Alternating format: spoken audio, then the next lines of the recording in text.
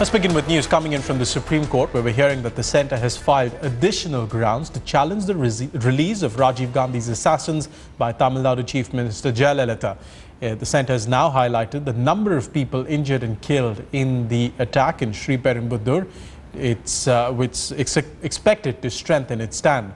And this follows a plea that was filed by families of the victims as well as members of the Tamil Nadu Congress party who had challenged the state government's decision to release all convicts. The Supreme Court will hear this matter on the 6th of March.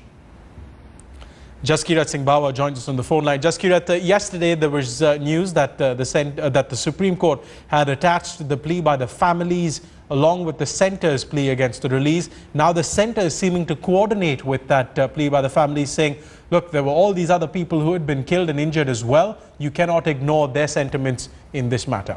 Well, that's correct. In two successive days, we had a constant reminder that Rajiv Gandhi was not the only victim of that terror attack back in the 1990s.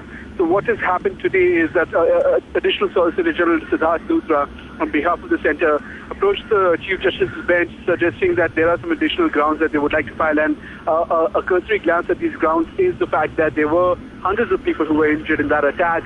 And the entire jurisprudence in terms of how they have been in terms of satisfied with the punishment that was meted out to these people who carried out that act, that should also be considered, that when the law took its own course in terms of convicting them and punishing them or sentencing them to life/death, it also considered the matter not just of the Rajiv Gandhi death, but also of the other people who had died and those who were injured.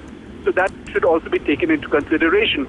Now it remains to be seen how this will play out day after tomorrow, when Tamil Nadu government is expected to come back with its response to centres challenging its jurisdiction to even go ahead with the release of these convicts.